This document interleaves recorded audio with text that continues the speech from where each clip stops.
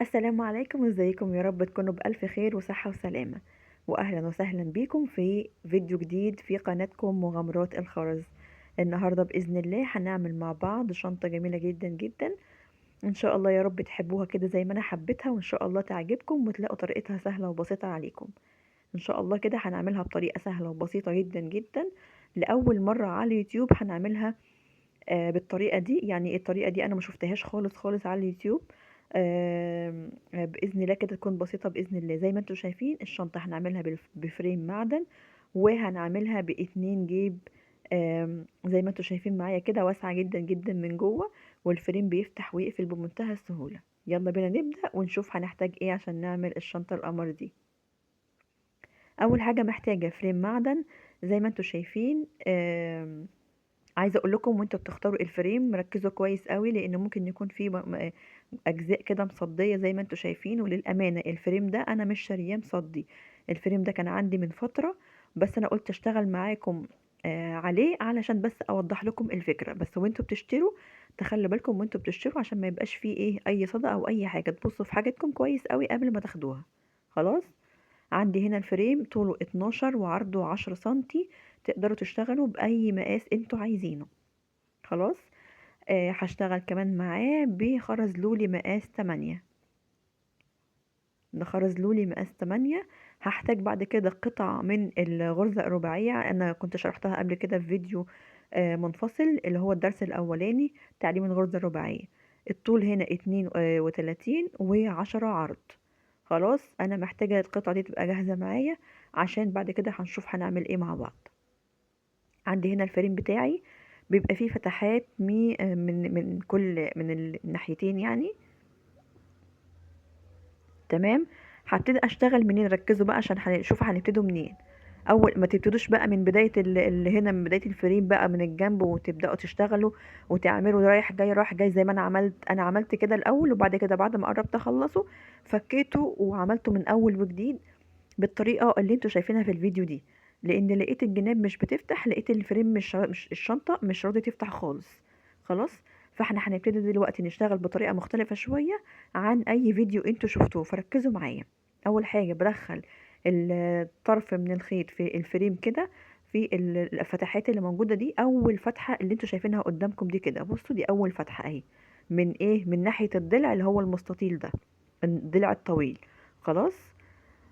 هسيب فتحة واحدة وهدخل الطرف التاني في الفتحة التالتة رقم 3. يعني أنا بشتغل في فتحة وبسيب فتحة وبدخل الخيط بتاعي في الفتحة رقم 3. خلاص.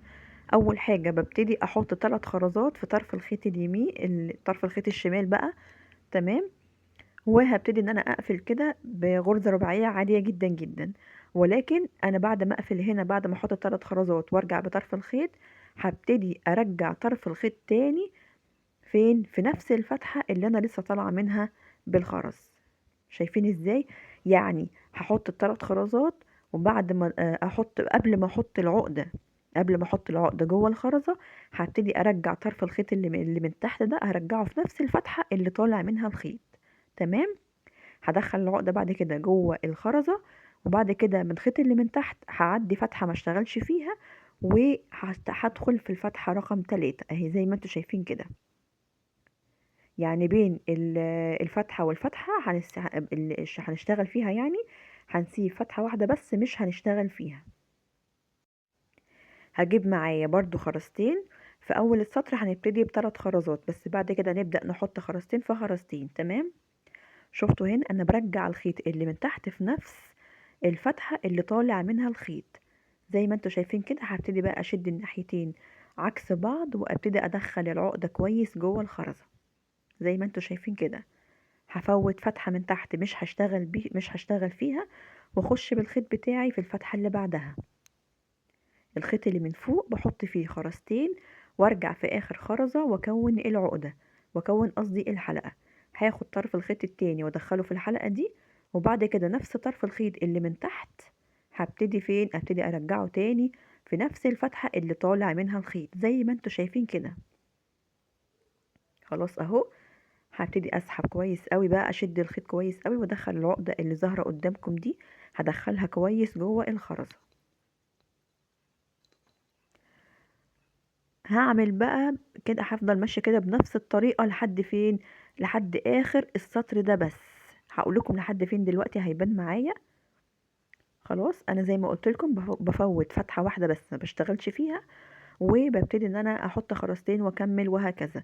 عايزه اقول لكم تاني ما تبتدوش من اول الفريم او من اول الجنب، عشان لو انتوا عملتوا كده الفريم مش هيرضى، او يعني الشنطه بعد ما تخلص مش هترضى تفتح معاكم كويس، هتتعذبوا فيها زي ما انا اتعذبت.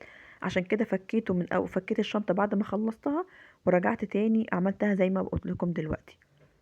بصوا شايفين دي اخر فتحة انا هشتغل فيها في السطر ده، اخر فتحة.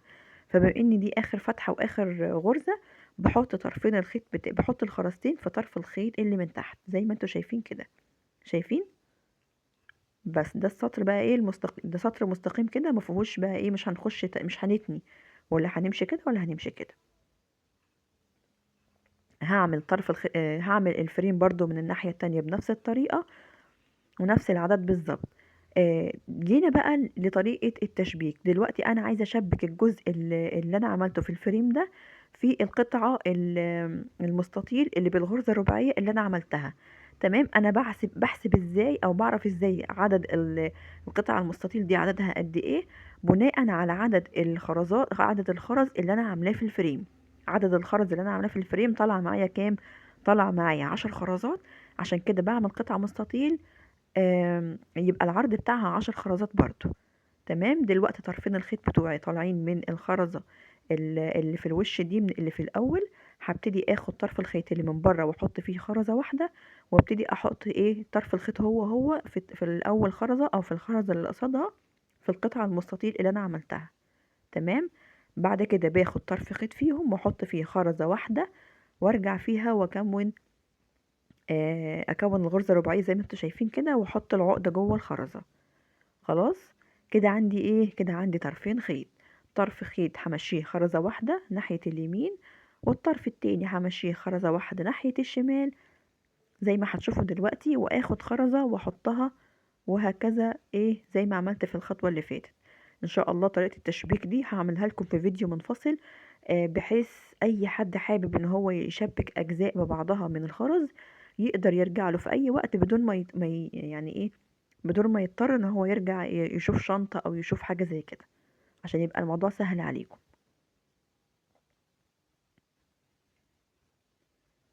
يبقى انا مشيت خرزة بالجنب الشمال وخرزة في الجنب اليمين، هاخد خرزة وهاخد اي اي طرف خيط فيهم مش مشكلة. بحاول اظبط لكم الكادر هنا علشان الصورة تكون واضحة والشرح يكون واضح. طريقتها سهلة جدا جدا، اسهل من انتوا تقعدوا تعملوا في ستور رايح جاي رايح جاي رايح جاي، وفي الاخر بعد ما تخلصوا تلاقوا تلاقوا شغلكم غلط، تضطروا تفكوا كل اللي انتوا عملتوه. خلاص. همشي بقى ايه بالخيط كده، طرف خيط فيهم همشي بيه خرزة واحدة، والطرف التاني برضو همشي بيه خرزة واحدة من فوق. التشبيك ده عايزة اقول لكم من اسهل الحاجات اللي احنا بنعملها في الخرز، سهل جدا جدا. وعايزة اقول لكم بجد والله العظيم اتمتعت جدا جدا جدا جدا جدا وانا بشتغل في الشنطة دي. عجبتني قوي قوي، النتيجة بتاعتها عجبتني قوي، وطريقتها سهلة وبسيطة وما خدتش معايا وقت خالص. الموضوع شارح نفسه، الفيديو شارح نفسه. ف يعني لو حد ما في حاجة ما فهمتوهاش اكتبوا لي في الكومنتات واشرحها لكم مرة تانية. انا كل اللي بعمله بمشي الخرزة، بمشي خيط طرف خيط في خرزة والطرف التاني في الخرزة اللي جنبه على طول. تمام. وباخد اي طرف خيط فيهم بحط فيه خرزة واحدة، وارجع فيها وادخل العقدة جوه الخرزة كويس قوي. اهم حاجة بتأكد ان العقدة دخلت جوه الخرزة علشان الخرز بتاعي يبقى ثابت في مكانه، ما يبقاش بيتحرك كده، ما يبقاش مظبوط. هكمل بقى السطر بتاعي لحد ايه، لحد اخر الخرز من هنا. خلاص شبكت بقى ايه الجزء ده. هعمل الجزء التاني بنفس الطريقة، بتني القطعة بتاعتي المستطيل بالشكل ده، وبقابلها بجزء الفريم اللي انا عملته بنفس الطريقة بتاعة الجزء الاولاني من الفريم. تمام. بنفس العدد بنفس الاماكن بنفس كل حاجة، وباجي بقى اشبك الجزء ده بالجزء اللي في الفريم. خلاص، بنفس الطريقة بالظبط. اول حاجة بدخل، بحط خرزة في طرف خيط فيهم، بطرف الخيط في اول حاجة في طرف الخيط اللي من بره بحط خرزة، وبعد كده بدخل نفس طرف الخيط في الخرزة اللي قصادها. خلاص، احط خرزة وارجع فيها، وادخل العقدة جوه الخرزة كويس قوي. بعد كده بمشي الخيط بتاعي خرزة من هنا، والخيط التاني امشيه خرزة برضو من تحت، وبعد كده بحط اي طرف خيط فيهم احط فيه خرزة واحدة وادخل العقدة جوه الخرزة كويس قوي. بفضل اعمل كده لحد اخر السطر.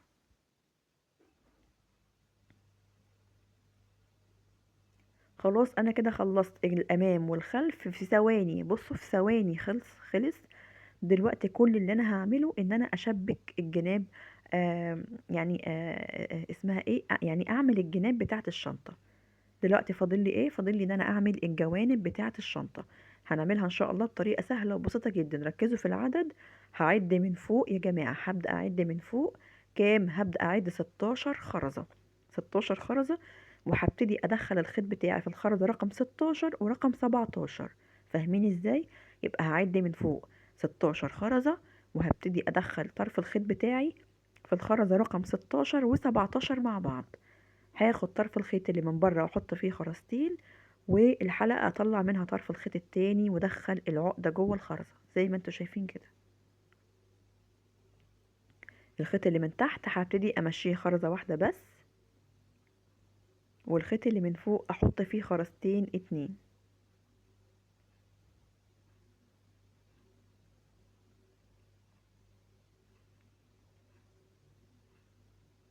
عايزة اقول لكم الشنطة جميلة جدا جدا. احلى على الطبيعة بكتير جدا من التصوير والله. تنفع مناسبات، تنفع يعني هي مناسبات اكتر منها في الخروجات العادية. فاهمين ازاي؟ المهم انا بمشي زي ما انتوا شايفين كده، بمشي خرزة وبحط في الخيط اللي من فوق خرزتين. هعمل كده كم مرة؟ هعمل كده 3 مرات. تمام. وفي الخرزة رقم 4 هبتدي ادخل الخيط بتاعي في الخرزة رقم الرقم 4 من تحت اهي، وكمان هدخله في خرزة واحدة من الجنب. يعني هدخل الخيط بتاعي في خرزتين، هحط خرزة واحدة واقفل اول جنب او اول سطر من الجنب بتاعي. الخرز اللي في الجنب يا جماعة 4 وحدات رباعية. هيبان دلوقتي أكتر أهو. 1 2 3 4. 4 غرز رباعية في الجنب.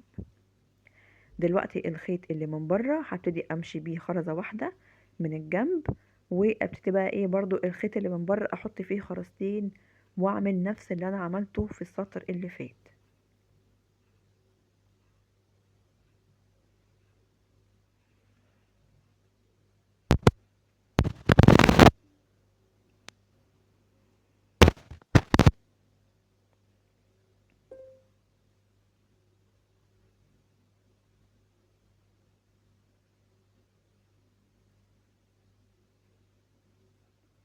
بفضل احط خرزتين في خرزتين لحد ما اوصل لاخر خرزة.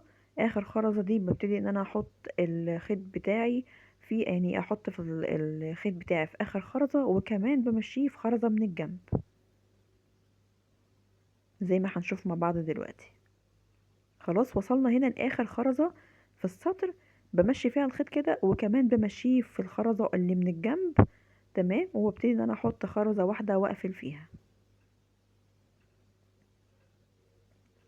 طريقة الجناب سهلة جدا جدا. ثواني، ومش هتاخد منكم اي وقت ولا اي مجهود خالص.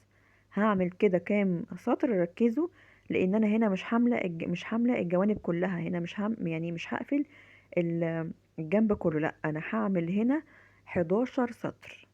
لو انتوا بتعملوا بنفس العدد اللي انا بعمله، اللي انا ماشية بيه، فانا هنا بعمل او عملت 11 سطر.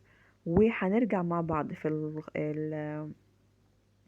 السطر رقم 12 وهقول لكم هنعمل ايه بالظبط. فركزوا معايا كويس قوي. تمام. هكمل بقى، احط 2 في 2، اجي في اخر خرزة احط الخيط بتاعي في الخرزة اللي من تحت وخرزة من الجنب، وهكذا واقفل بخرزة واحدة. بصوا انا هنا عملت 11 سطر زي ما انتوا شايفين كده. وركزوا لان السطر ال 12 ده هو بقى التكاية اللي انا بقول لكم عليها دي اللي هتظبط معاكم الفريم وهتظبط معاكم الشنطة، هتخلوا الفريم بتاعكم ايه، يفتح ويقفل بمنتهى السهولة. تمام.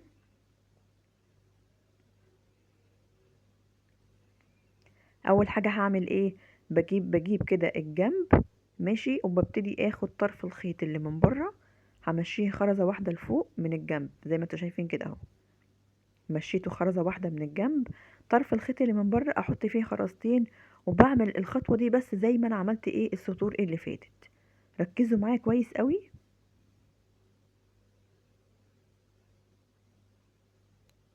خلاص انا هنا عملت اول غرزة. تمام يا جماعة، الخطوة اللي جاية بقى احنا مش هنمشي على الخرز اللي من تحت، انما هنعمل ايه، هناخد طرف نحط فيه خرزة واحدة، والطرف التاني هنحط فيه خرزتين اتنين.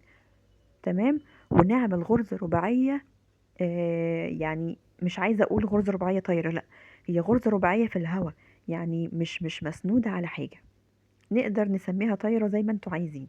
هتبقى غرزة رباعية مش مسنودة على الخرز اللي من تحت. هنعمل كده كم مرة، هنعمل كده مرتين تاني، هنعمل كده مرتين تاني، يعني انا عايزة الغرز الطايرة دي تبقى 3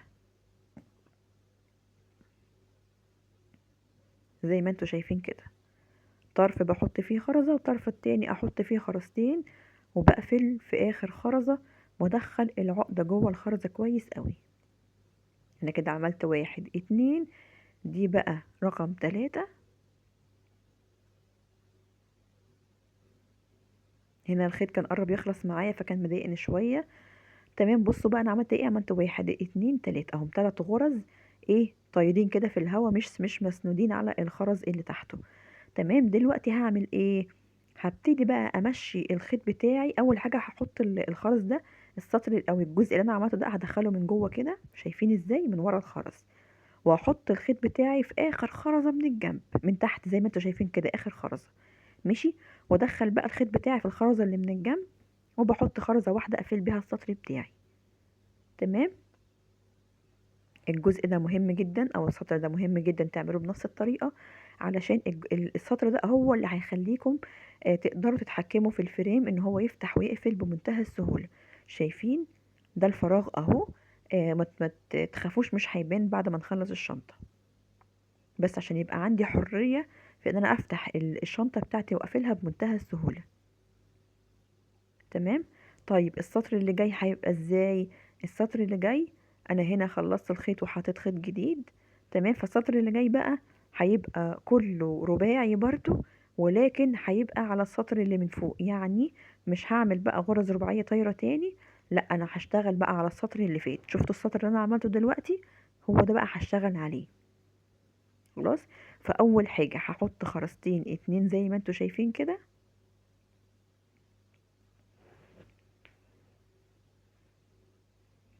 واقفل عادي جدا.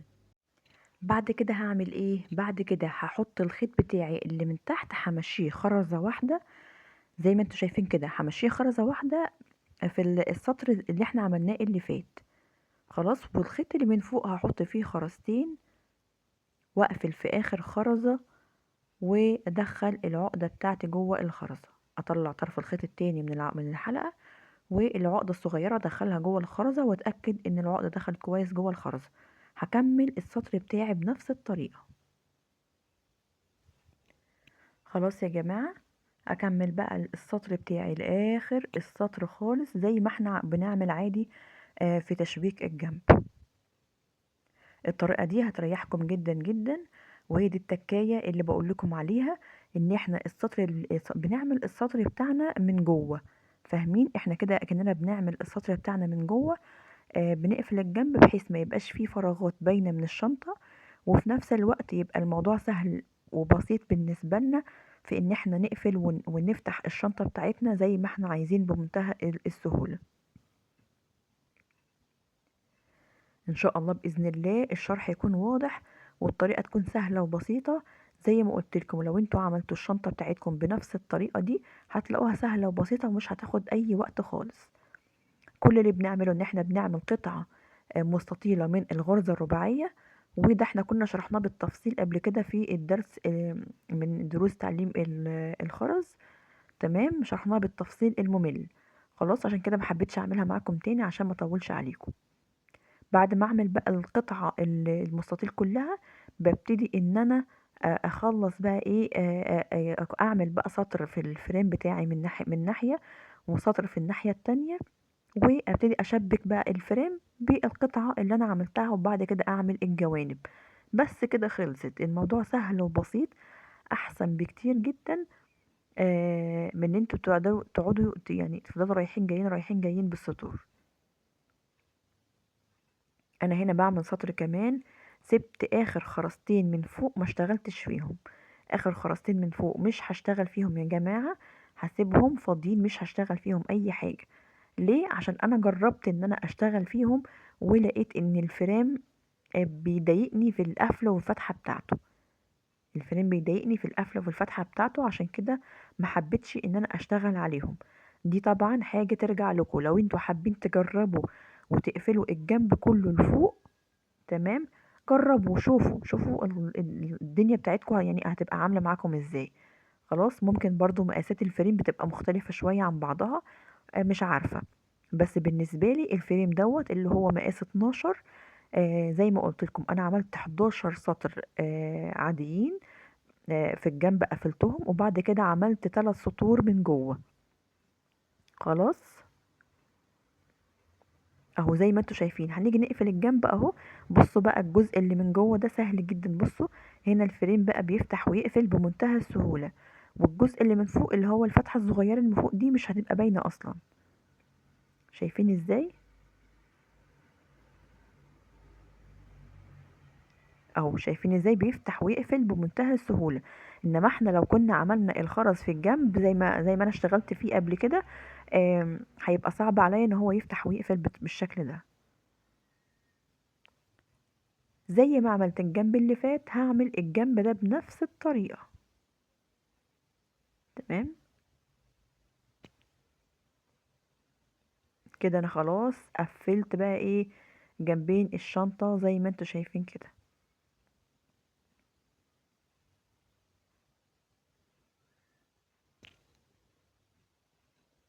لا انا لسه ما قفلتش.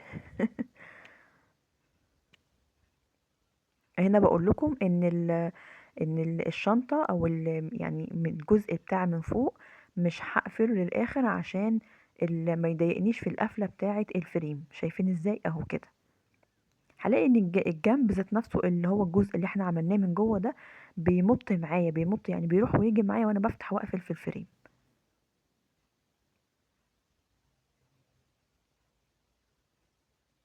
شفتوا؟ هنا بقول لكم ان في الجنب التاني بنبدأ نعد الخرز من فوق. ركزوا عشان الطريقة تبقى مظبوطة معاكم. بنبدأ نعد 16 خرزة، وفي الخرزة رقم 16 و17 انا بحط الخيط بتاعي في الخرزة رقم 16 و17. تمام، وبعد كده باخد طرف الخيط اللي من فوق، وببتدي ان انا احط فيه خرزتين، واعمل زي ما عملت في الجنب اللي فات بالظبط.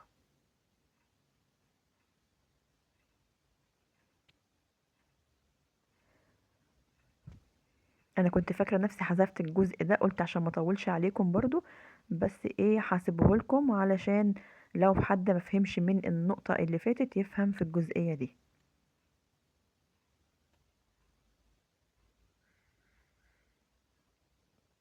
بمشي الخيط اللي من تحت في خرزه واحده، والخيط اللي من فوق بحط فيه خرزتين، وهكذا افضل بقى اعد كام خرزه من تحت. هعد 4 خرزات. خلاص، يعني بعد 4 خرزات بشتغل عليهم، بعد 3 خرزات بشتغل عليهم 2 في 2 في 2، وباجي عند الخرزة رقم 4 والخامسة بقى بدخل الخيط فيهم هما الاتنين زي ما هتشوفوا دلوقتي معايا. كده أنا عملت غرزتين أهم، ودي الغرزة رقم 3. بحط الخيط اللي من فوق فيه خرزتين، وبعمل الحلقة اطلع منها طرف الخيط التاني، واحط العقدة جوه الخرزة. عند بقى الخرزة بقى رقم 4 دي زي ما انتوا شايفين كده، ببتدي بقى ايه، ادي 1 2 3 4. تمام. وببتدي ان انا ادخل الخيط بتاعي في الخرزة رقم 4 اللي من تحت دي كده في القاعدة بتاعة الشنطة، وبدخلها كمان في اول خرزة من الجنب. بصوا زي ما انتوا شايفين كده، اشد الخيط للاخر، وهنا هلاقي الخيطين هما الاتنين طالعين معايا من 3 خرزات، فهبتدي احط خرزة واحدة بس عشان اقفل الغرزة الرباعية.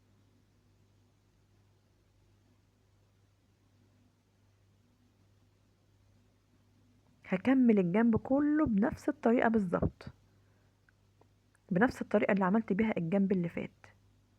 هكمل الجنب ده واشوفكم ان شاء الله الجزء اللي جاي نشوف بقية الشنطة نعملها ازاي مع بعض.